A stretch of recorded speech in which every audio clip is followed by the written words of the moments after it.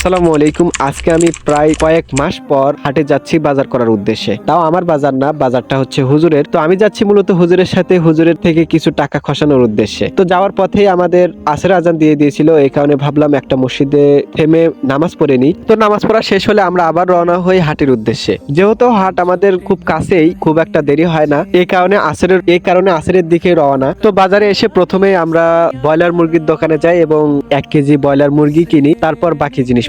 তো হুজুর এক এক করে বাজার করছিল আর আমাকে দায়িত্ব দিয়েছে ব্যাগ ধরার। তো দীর্ঘ আধা ঘন্টা বাজার করার পর দেখি আমাদের ব্যালেন্স প্রায় শেষ। তাও খুব বেশি বাজার না, কিছু বাজার, শুধুমাত্র কিছু গোস্ত কিনেছিলাম এবং আলু এবং মশলাপাতি। তাই আমাদের 500 টাকার নোট 100 টাকায় পৌঁছেছে।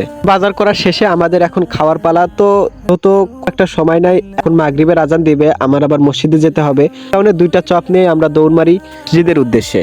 আজকে পর্যন্তই, দেখা হবে ইনশাআল্লাহ নতুন কোনো ভিডিওতে। আর আমার ভিডিও ভালো লাগলে প্লিজ একটা শেয়ার করে দিবেন।